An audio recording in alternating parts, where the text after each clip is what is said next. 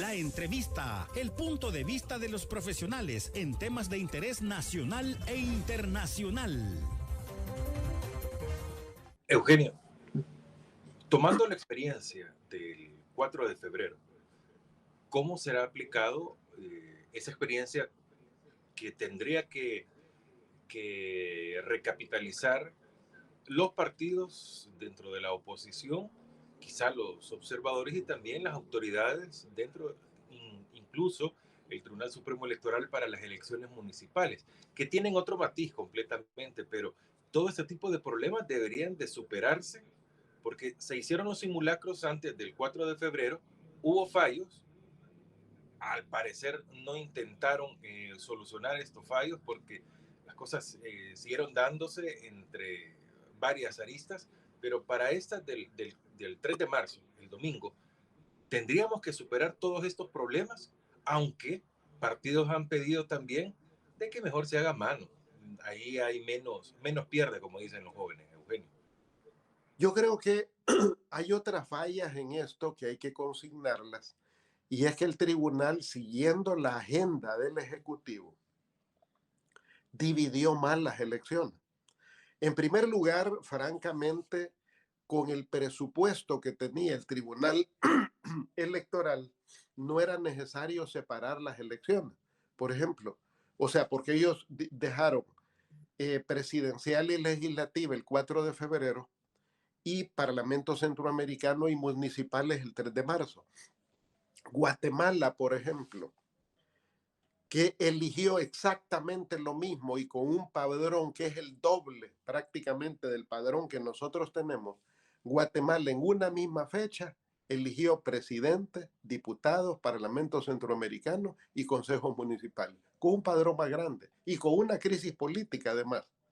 Honduras hizo lo mismo, en un mismo acto, en un mismo día. Honduras eligió en un mismo acto, en el mismo día, presidencia, diputados, Parlamento Centroamericano y consejos municipales. O sea, Panamá hace lo mismo, elige exactamente lo mismo en un mismo día. El tribunal, siguiendo la agenda del Ejecutivo, separó la elección y decidió, bueno, el Ejecutivo decidió, le impuso que el 4 de febrero fuera presidente y diputado. ¿Por qué?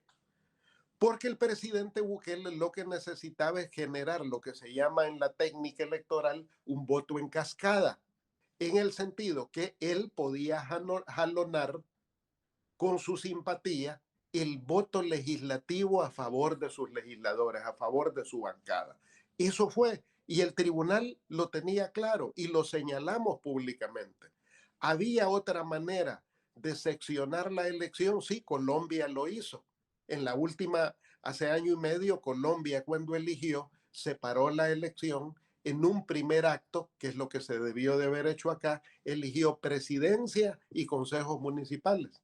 Y en un segundo acto, eligió diputados al Congreso y Parlamento andino.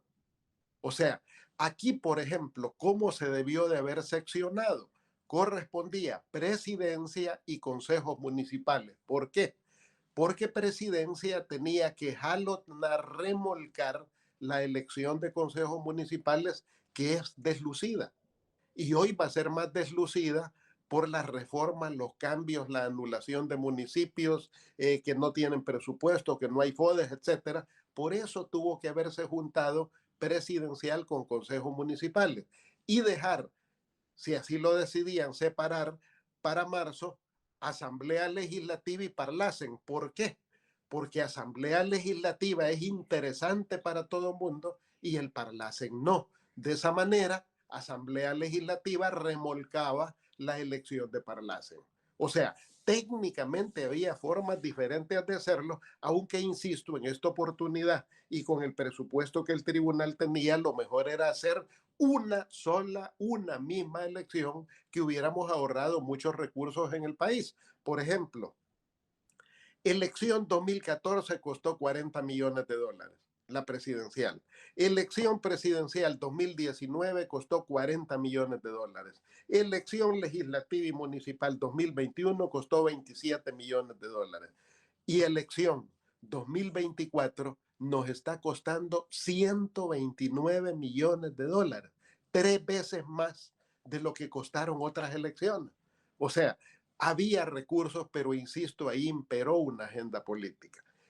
Con los partidos, ¿qué pasa con los partidos? Creo que los partidos no escucharon. Creo que hubo dos fallas estratégicas en los partidos que abonan en los resultados que hoy se tienen. En primer lugar, los partidos no quisieron entender la necesidad de que hubiera una sola candidatura desde la oposición. Ese era el tema elemental, una sola candidatura desde la oposición. ¿Eso pudo haber cambiado radicalmente la historia? Probablemente no, pero pudo haber conformado un frente común más articulado, un espacio amplio.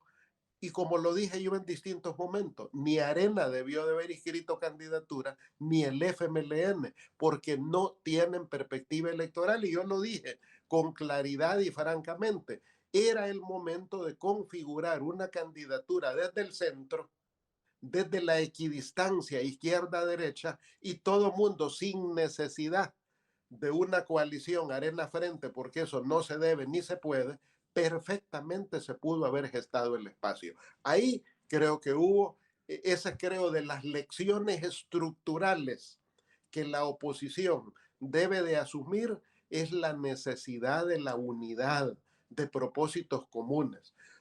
Una segunda falla estratégica de la oposición se configuró a la altura de noviembre. En noviembre yo insistí con los partidos que era necesario articular un paquete de garantías electorales que, de no cumplirse ese paquete, ¿por qué? Porque ya veníamos venir la avalancha de la campaña oficial, la concentración de recursos, el desmontaje del sistema electoral para hacer un fraude estructural.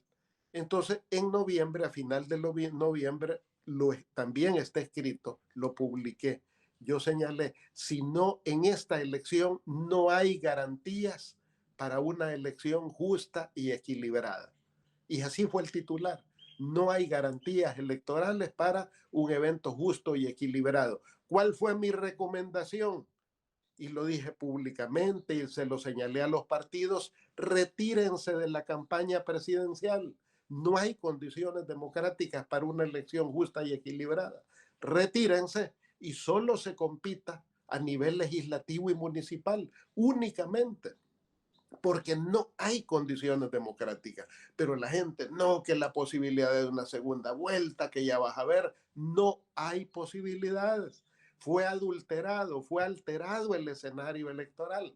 Pero entonces yo creo que esas son como las dos lecciones históricas que los partidos sobre esta elección debieran de recuperar: es la necesidad de la unidad y la necesidad de demandar un paquete de garantías democráticas que permitan recuperar el sistema electoral de El Salvador y ajustarlo a los estándares de los eventos electorales internacionales, porque actualmente está totalmente desnivelado, fuera de los estándares de los eventos electorales internacionales.